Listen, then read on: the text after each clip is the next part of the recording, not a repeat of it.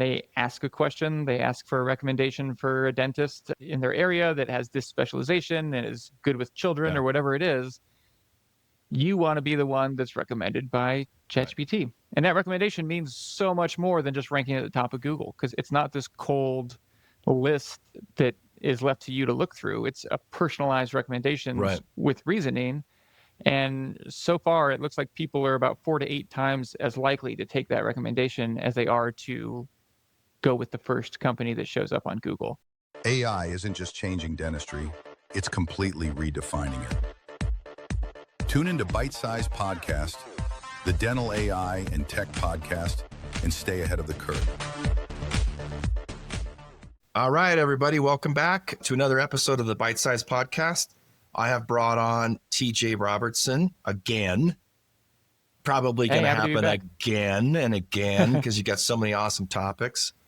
But I had you on a few weeks ago about how digital marketing companies are going to be obsolete. And I kind of freaked out and I brought you on and then we clarified that. Whew, good thing. We're not going out of business. I wanted to bring TJ back on. I found him through TikTok quite a few months ago and loved his content. And another topic that he was talking about was GEO, and which stands for Generative Engine Optimization. And so I wanted to dig into GEO.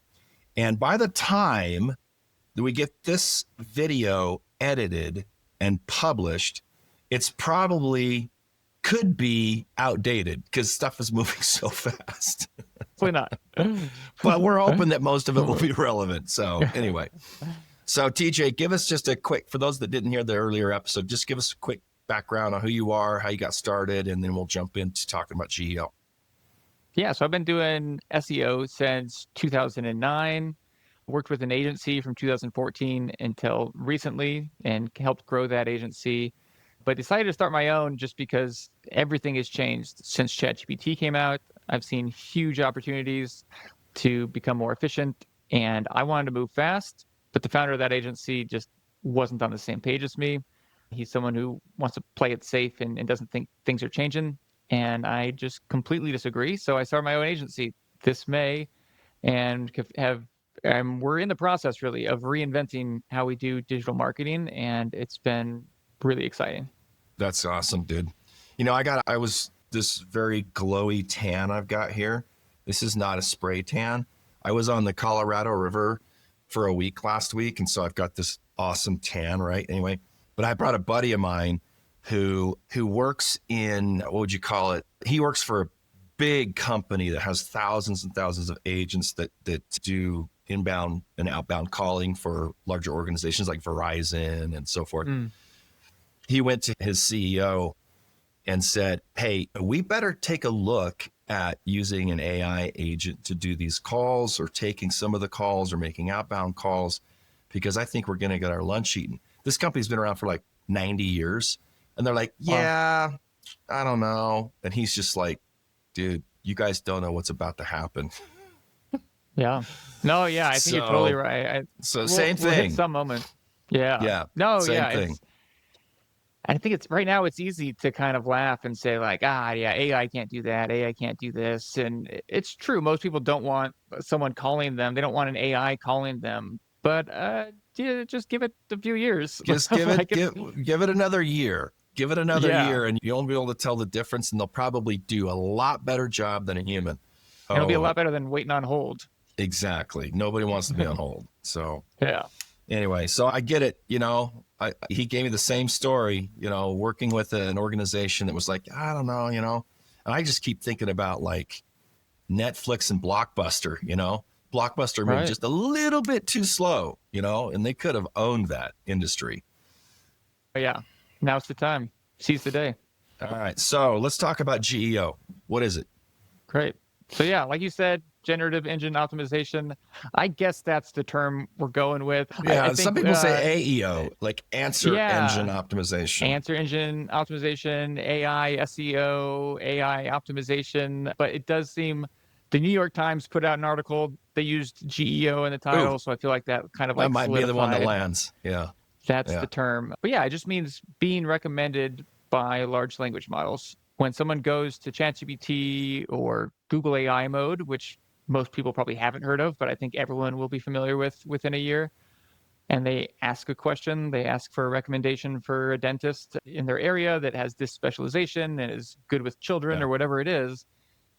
You want to be the one that's recommended by ChatGPT. Right. And that recommendation means so much more than just ranking at the top of Google, because it's not this cold list that is left to you to look through. It's a personalized recommendations with reasoning. And so far, it looks like people are about 4 to 8 times as likely to take that recommendation as they are to go with the first company that shows up on Google. And so that's the you're big basically question talking right about now. on Google, you're talking about the AI overviews. The AI overviews are being placed at the top of the search engine, and it's an AI response, right? And then you're talking about the organic links that are down below, the difference in people. Is that what you mean in terms of like the 4 to 8 times? Yes, thank you for clarifying. Yeah. And the 4 to 8 times is really a comparison between ChatGPT's recommendation and those organic listings. I don't know on the AI overview. It's probably similar. But then I also mentioned, just to make sure we're clearly categorizing each of these, Google's AI mode, which is separate from their AI overviews. This is a separate tab in Google. And the reason I think it's important to understand this is because right now it's just an experiment. You can go to Google, you should see a little button, you can hit AI mode. Yeah. And the results you get there look more like ChatGPT than they do traditional search results. Right. But Google has stated that the plan is that it becomes the main experience. That when you go to Google, you are just delivered directly to AI mode. Got it. And so this is the future. Yeah. And we're probably not too far away from a point where being recommended by these large language models is more important than ranking at the top of Google. And I think now is the time to start acting as if it's more important, because by the time the things you do now have manifested, that's the world we'll be in.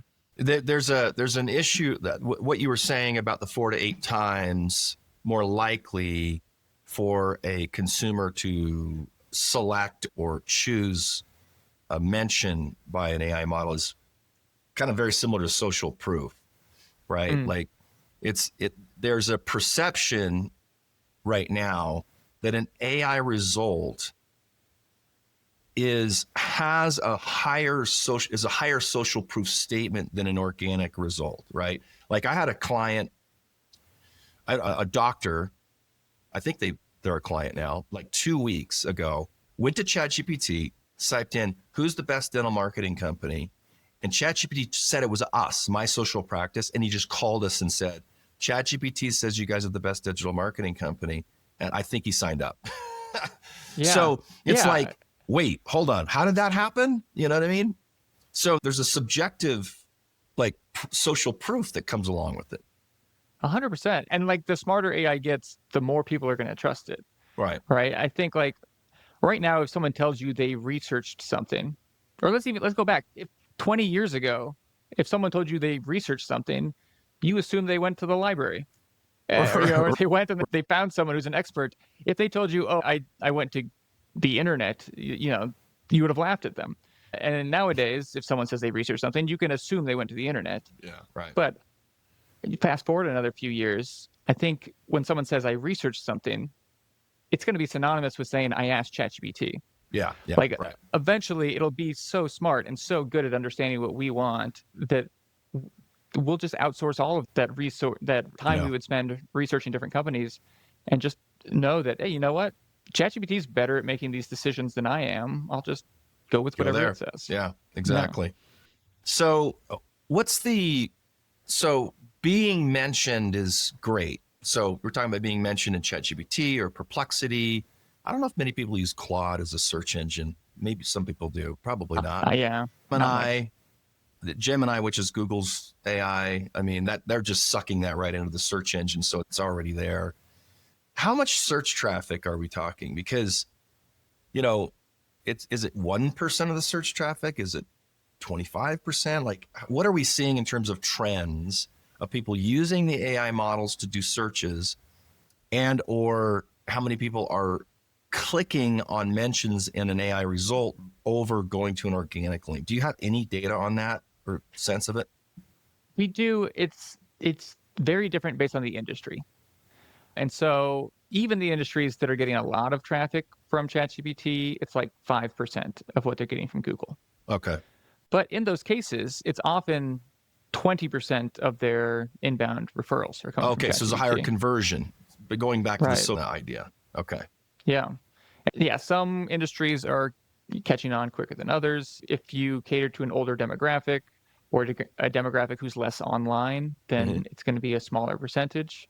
But every industry is trending towards ChatGPT. And it's not actually traffic to Google isn't really dipping much. It's just traffic to ChatGPT is going up very quickly. Okay. And the traffic that is going to Google, more and more of it is going through the AI response. Overviews. Now, Google doesn't tell us, they won't tell us which traffic came from AI overview versus the traditional link, so we don't know that percentage there, but we know that it's trending towards more and more AI responses. Okay. So it's not a huge amount. It's not like massive. It's not like ChatGPT is taking over, but Not it's yet. a significant. But it is growing very fast, though. But it is growing very fast. I think I read an article. These numbers might be correct. You might want to fact check me on this, or this could be fake news. But last year, about a year ago, ChatGPT was getting like 100 million queries a day, and now it's 2.5 billion. Yeah. Like, it's out of control. And so people are, they're downloading ChatGPT on their phone, and they're just using their phone, and they're talking to ChatGPT. They're not even using their computers anymore. I mean, that transition of consumer behavior to leveraging AI is it's growing so fast. It's freaking Google out, I'm sure. So, yeah, I think within a year, most businesses are going to be getting more clients, customers through large language. Maybe not traffic, but more conversions through large language models than traditional search engines. Yeah. All right. So as I'm looking at my TikTok feed, and you're showing up, and about 1 billion other digital marketers are showing up, there's a common thing I keep hearing, which is, oh, don't worry about GEO. It's the same thing as SEO. All these people out there that are saying SEO is dead, blah, blah, blah, blah, blah. What's happening here? Yeah, I think that's wishful thinking on a lot of SEO's parts.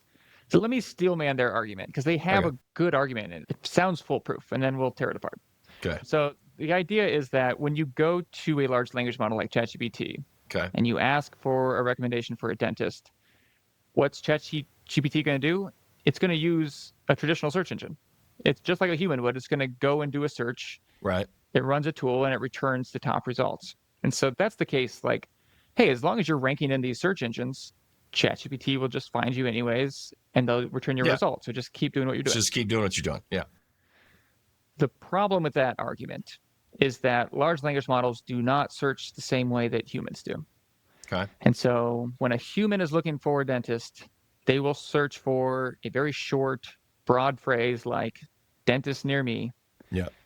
And then they'll look at between 1 and 3 websites most of the time. And then they'll make a decision based on what they found.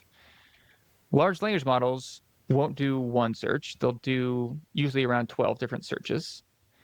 And they're not searching for short little competitive phrases like dentist near me. They're searching for full sentences, ways that humans almost never do in traditional search engines. And they're including very personal details about, the specialty of this dentist and the area and the insurance. And then ChatGPT is not just looking at the top 3 results. They're looking at 2 or 3 pages of results. And same with Google's AI overviews. On average, they're looking at about 100 different web pages. Okay. And they're pulling back just select passages from those web pages. Called chunks. And so chunks of information is how I've read it. Yeah. And that's the technical term, chunk. and so that actually does change the strategy a lot, because in traditional SEO, you need your website in the top 3 for those few very competitive terms. Right. And for dentists, there aren't a lot of terms. They're almost always going to search dentist. Right. But everything changes now, because you're not competing over those small terms. You don't need to rank at the top. You just need to be seen as often as possible, and it doesn't need to be your website. It doesn't matter what website shows up. It just matters that they mention you. And so it's no longer about ranking at the top. It's about being mentioned on pages that rank somewhere in the first few pages Right. for any number of hyper-specific queries. And so that does really change the math. Okay, so to describe this for a fifth grader, basically traditional search is you put a search phrase in Google, best dentist near me. Google goes out, they look at full websites or blog posts. They're looking at the way that page or that website has been optimized. If it's been optimized for best dentist near me or something like that, it then provides that link in the organic results. And then the consumer has to click on it in order to go and get the information. Well, with AI, it's fanning out. It's looking at dozens or hundreds of sites. It's not looking at the way the site has been optimized. It's looking for a chunk of information that's relevant to the query. And then it's assimilating all that into its own response and then creating mentions. So it's creating a citation or what do we call it, mentions or citations or? So a citation if it's citing another URL, or a mention if it's in the response itself. Okay. So then what happens is when you do that and you get your AI overview and you're reading it, you're not reading a website. You're reading an AI generated response that is then referencing where it grabbed that information from.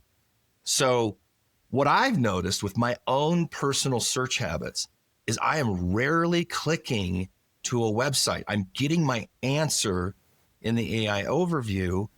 And usually I don't even click anywhere because the response is right there. I don't have to click to the website. So that changes fundamentally how you optimize a website from what I can tell, right? Because you're trying to optimize chunks of information rather than just the entire website. I don't know. Am I seeing that correctly? Yeah, I think there are some subtle changes in how you optimize your website. You still need your website to show up in search engines. It's just it doesn't need to show up at the very top for those competitive terms, but it still needs to rank so that the tool can find it. Okay. Google has had something called passage-based ranking for a while, where just one passage from your website can rank. But yes, it has become now more important that each chunk of your website or each section is self-containing. So don't assume that the reader has the information from the top of the page when they're reading this chunk. Restate anything that's important. And then there's a lot of little tricks you can do. Just calling yourself the best in your website copy is very effective right now. We don't know if that'll stay, but right now, if you were just optimizing for large language models, every passage should somewhere in there say that you are the best choice. Now, maybe you don't want that for other reasons, but that is what works well for large language models. So how does that fundamentally change? Because I can understand how a typical SEO strategist would say, well, you just do the SEO, just get the website to rank. So where are the changes happening? Like, what are you doing as a GEO and a GEO strategy that's different? Like the activity. So it really depends on the industry. But the data you need to make a smart decision is which web pages does ChatGPT look at before they make a recommendation to someone who's interested in our products or services? Okay, so you're not just looking at, is my website optimized for that phrase? It's what pages is it looking at? Okay, I get you. That's totally different. A lot of the time, ChatGPT is going to recommend your business or your competitor's business without even looking at your website. It's just going to base it off of a directory that you were ranked well in, or a Reddit thread where people recommended you, or a listicle on someone else's website that had you near the top. And usually not based off one mention, but because they saw you, they looked at 100 websites and 15 of them recommended you, but only 8 recommended your competitor. And so ChatGPT thinks, then this is probably the right company. And so there's really 2 activities that are worth doing once you have that data. It's getting yourself mentioned where you're not mentioned, and it's creating the kind of content that ChatGPT is looking for so that your website's mentioned next time, or your social media channel. So you might create content on your blog, but you also might post content to LinkedIn or to Medium or to Reddit, because these websites tend to have more authority, and it's often easier to get ranked there. Do different industries, so in regards to what sites the large language model, the AI model, or the AI search engine, whatever one you're using, ChatGPT or Gemini or whatever, does it the sites that it's referencing, it's going to grab information to pull into their response, are those similar across the line for different industries, or can you find that like particular industries, it's referencing certain sites more than others? It's wildly different across different industries. So it's really important that you're tracking the data yourself. Maybe this would be a good time to show the tool that we use to track All right, yeah, go this ahead. data. Yeah, let's do it. Cool. So I just spoke with the CMO and chief product officer of this software. The one I'm using is called peek.ai, PEEC.ai. Okay. According to the CMO, there are 92 competitors. So this is software, this kind of software didn't even exist 6 months ago, but there are close to 100 startups now with a product. Most of them are terrible and overpriced. This is the one I looked at about a dozen. I looked at a few of these. I looked at Profound. It was very expensive. Yes. And, Profound is about 6 times as expensive as this one at their lowest tier. But yeah, that's definitely the market leader. Okay. So yeah, most of them are kind of like half finished and cost a lot. Peak AI is mostly finished. I rarely get bugs, and most of the features that I think are important are already in there. Okay. But you should understand it's brand new, and so you shouldn't expect fully fleshed out software yet. Got it. But very few people are doing this, so it's very valuable information. Okay. So what are we looking at? So I picked just a random dentist I found. This is Harlem Dental Associates. They actually have no visibility in large language models right now. But this will show us their competitors as well, and then where ChatGPT is referencing. So let me kind of walk through how the software works, and then we'll look at the data. So you start by giving the software a bunch of prompts. Okay. So these are examples of what someone might type into ChatGPT or Google AI mode when they're looking for a dentist. Now, I should say these are guesses because we don't actually know what people are typing in. Now, you could kind of get an idea, though, based on like typical search phrases, couldn't you? Yeah. So that's largely what we're going off of is keyword data. There's great data on what people type into Google. The thing with prompts is no one types the same prompt more than once. And so we can't look at what prompts are the most popular. They all have search volume of 1. But yeah, we have a pretty good idea of what they might type. How many do you put in there? So we're putting in 50. Okay. You pay per prompt with most of the software. So it's kind of, the more you put in, the more data you're getting. And we wanted a lot. So the software is going to run each of these prompts through the 3 models we have selected: ChatGPT, Perplexity, and AI Overview. Okay. I wouldn't bother with the other ones right now because I think it's just going to water down the data. Most of the traffic is going to come from one of these 3 right now. Okay. And it's going to run the prompt every single day so that you can see how the visibility changes over the time, but also because these models are probabilistic, meaning you're going to get a very different response asking the same question to the same model more than once. And so it's important that you're collecting a lot of data points. I get it. So once it's in there, it's running every day, and then it's doing 2 things for you. One is it's showing how visible you are, which just means when people type these prompts in, what percentage of the time is Google recommending you? Now, these prompts, we put in prompts from all over the country. If you're doing this for a specific dental practice, you would want to just focus on prompts from your area. Yeah. Yeah. So that's why you can see the top ranked competitors are like ZocDoc and these big dental brands. That the top competitor is Emergency Dental. Is that a name of a practice? So here's where the software's still could benefit. Most likely, it thinks that's the name of a practice, but it's probably just the search phrase. Yeah. Yeah. If we click on it, we can see the actual conversations where it mentioned it. So here it mentioned Emergency Dental of Cincinnati. Okay. But in another prompt, it was probably a different emergency dental. Yeah, here it just said for an emergency dental clinic. So got it. Okay. All right. So it's still cleaning up how it identifies what a competitor might be. Okay. That's fine. Yeah. So you're going to find with pretty much all the software, there's little quirks like that where the software's not quite polished yet. Okay. But really, the reason this software is valuable to us is it shows us the sources.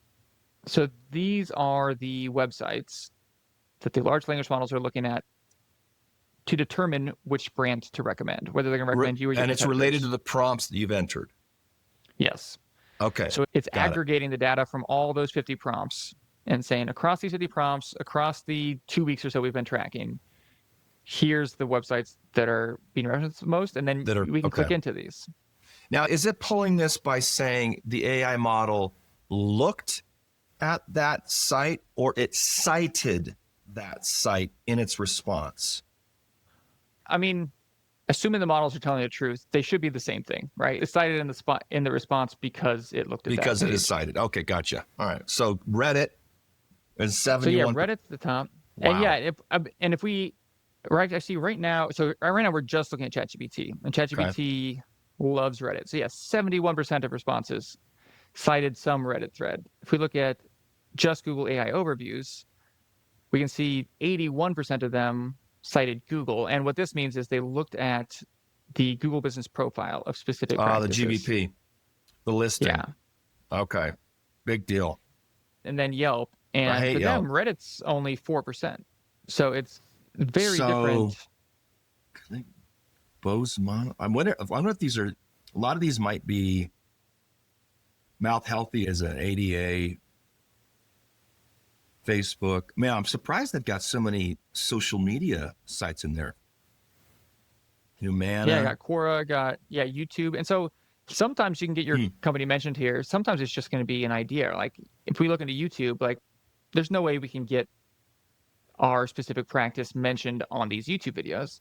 Right. But we can look at the titles and we can see the kinds of videos that Google's looking at, and we can make similar videos. Got it. Okay. So this is directing you as a digital marketing company where you need to publish content for your client. Yep. And if you want to be found in ChatGPT, you better be publishing something on Reddit because it's getting referenced more than anything. Yeah. And for dentists. Is that an average of all three of them? Yeah. So now we're looking at all three. And yeah, you can see on Reddit's average still it's really 28%. High. Yeah. Wow. And then, yeah, you can see like this one has already been referenced 6 times, this one 5 times, this one 5 times. So these are threads that are being referenced multiple times. And for dentists, it's mostly the local subreddit. It's mostly, here's the Missoula, here's the Bozeman. And right now we're doing prompts across the country. If we were focused on one practice, it'd all be from, that particular subreddit. This is obvious. This is like an obvious change in how SEO and GEO would work when providing a service, because, typical SEO is let's go make sure the website's dialed in. Let's make sure the tech, the back end and the technical SEO is done really well. Let's make sure they got a blog. Let's make sure they're producing lots of content. Let's get backlinks. But what it's not telling us is where you should get.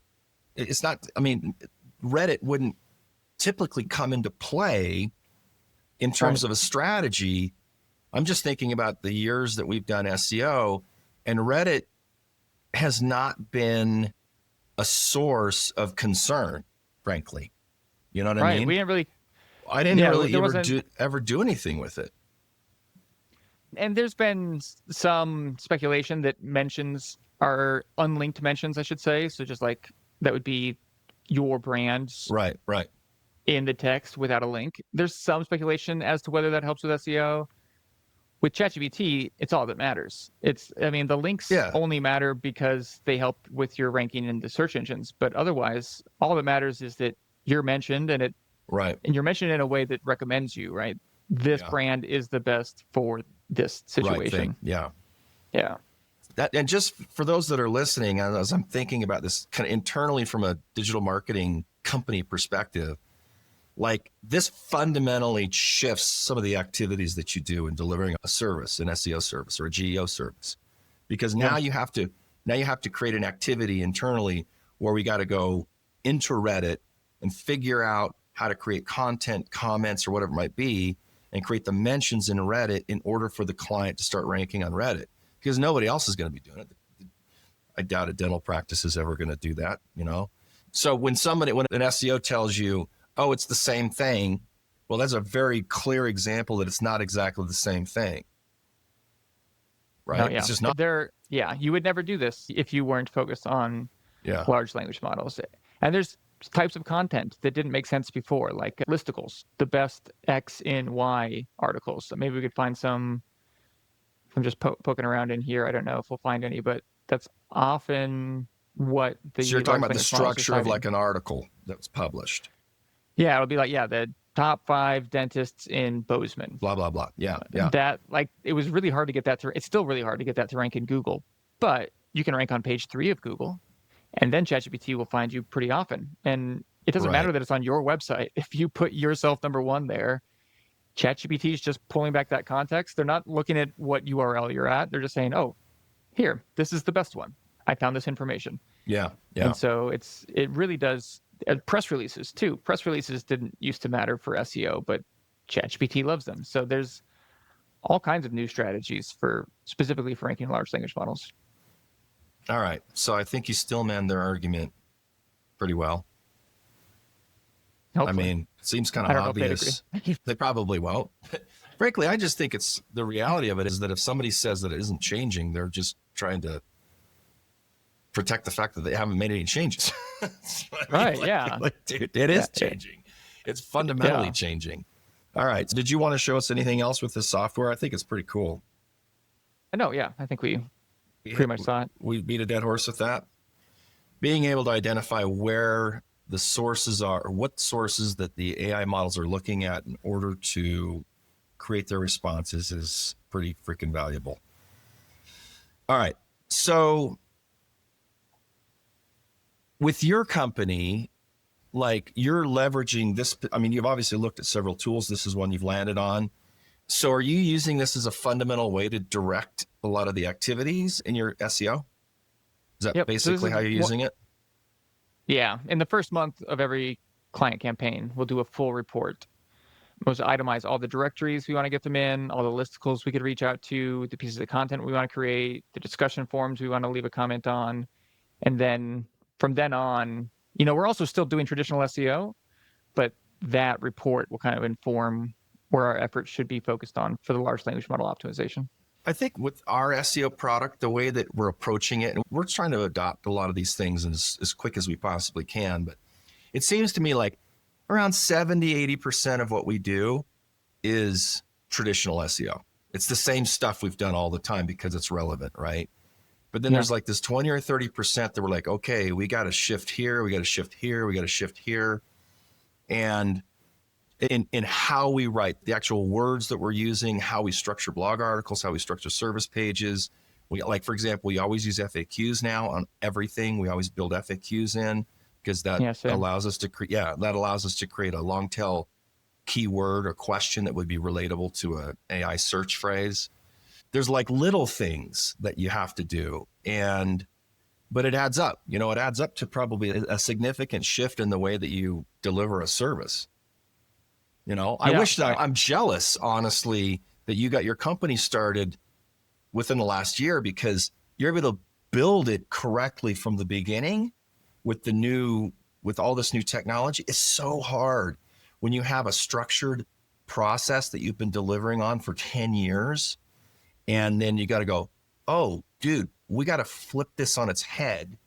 And now we don't need that, and that. How do we restructure? It's so freaking hard to restructure. It's hard to restructure your brain too. Yeah. Like when you've been doing this for 10, 20 years, you have these habits and these ways of thinking about this is how you do SEO. That's why one of my predictions is in the next few years, we're going to see a bunch of Gen Z digital marketing startups just come and start taking everyone's cake. Yeah, it's going to be one dude. Those bad habits. It's going to be a kid in his mom's basement. He's playing video games right here, right next to him, and he's doing SEO and he's got everything automated. Yeah. That's who we're scared of. That is coming. Yeah.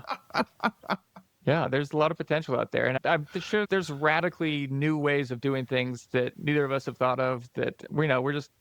I think all we can do right now is just pay attention. Kind of pay attention. Yeah, and talk to other people who are thinking about it. All right. Well, dentists are hiring dental marketing companies all the time. And so if I'm a dentist and this is important to me. I want to be found in the AI overviews or on ChatGPT. What questions should a dentist ask? If you get a call from a dentist, what questions would you want them to ask you in order for you to be able to help them understand that you know what you're doing, right? It's like you want to be asked the tough questions, right? So that you can answer the tough questions and whatnot. 100%. So like, and also, I'm wanting you to give us the questions that dentists should ask a digital marketing company to make sure they're hiring somebody who knows what they're doing.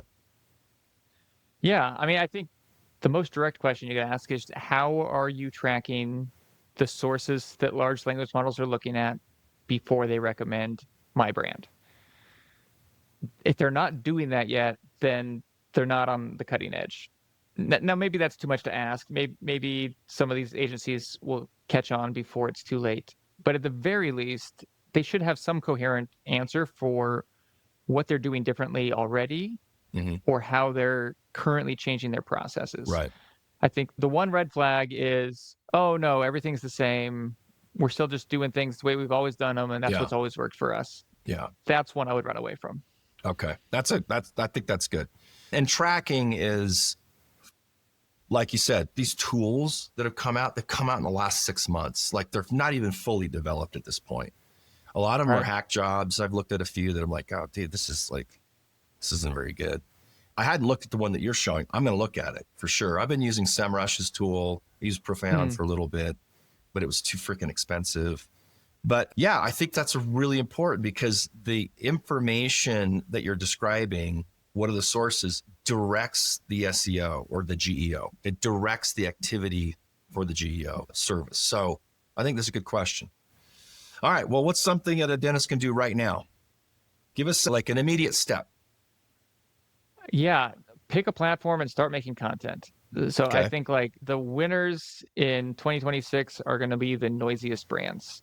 Just pick, if it's short form video, great. If it's just lurking on your local subreddit and responding to queries, lurking great. Is a great word. Whatever. Yeah. Pick a platform where you enjoy making content and start getting your voice out there. And if you want to amplify that, then find someone that can help you repurpose that content or do it yourself. But, if you're going to put the time into making one video or one blog post, you might as well spray that across the dozen or so websites. Yeah. Because the large language models are looking. They're looking everywhere. And you want to be found as many places as possible.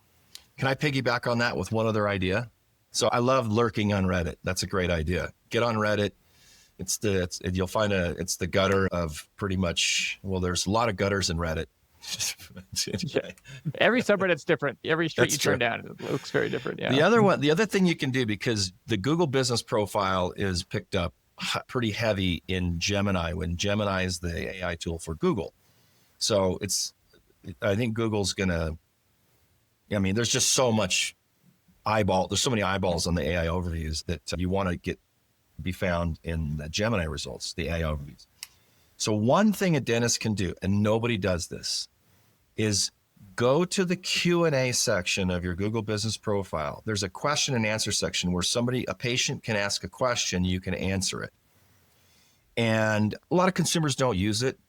If they do, most dentists don't even know it's there.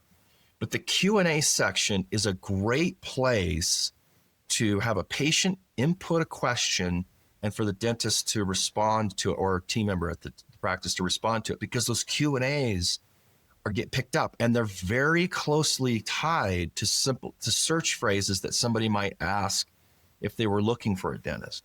If there was a strategy where a dental practice could say, hey, once a day, we want to ask one of our patients to open up Google Maps on their phone and ask us a question and then respond to it, that would be an activity that would be beneficial long-term, I think. Simple activity. I think that'd be really useful for understanding what questions you might want to answer online. I will say, if I can push back a little bit. Yeah, go ahead. You don't need a patient to ask questions. It's not even against Google's terms of service. You can ask the question yourself, and on the main view, it won't even show that you asked it. So you can use the same Google account to go in and ask a question? Because I always thought that was a little bit sneaky. No, it's not even against Google's terms of service. So for our clients, we just go ahead and post like the 10 questions, like, why is this dental practice the best choice? Yeah. And we'll just answer with a bunch of sales copy. So yeah, you can do that. So it actually doesn't help with ranking, but it is really good for conversions. yeah. Those questions can help with ranking a lot on your website, on Reddit, on any other website where you can rank. But yeah. There it's just so we've done this for years, and what we've been doing is using all of our employees' Google accounts to go in and ask the questions, thinking that you don't even have to do that, dude. You don't do that. We do that for other things, but yeah, for the Q&A, you're good to totally allowed to as the owner. Yeah. Thank you. You just saved us a ton of time. Appreciate you. All right, man. Well, I will put all of your contact information if anybody's interested in reaching out to TJ to do, look at his services and what he offers. Please reach out to him. And I really appreciate you coming on, TJ. It's been a pleasure. And I'll definitely have you back when I see one of your, what would we call these? I don't know, terrifying hooks in TikTok, about going out of business and whatever. The apocalypse is coming. I'll watch it and I'll let you back on. So anyway, man, it's been a pleasure. Thank you so much. Thank you so much, Adrian. It's been a blast. All right, you take care. Thanks for listening to Bite Size Podcast. Tune in to stay up to date with everything dental AI and tech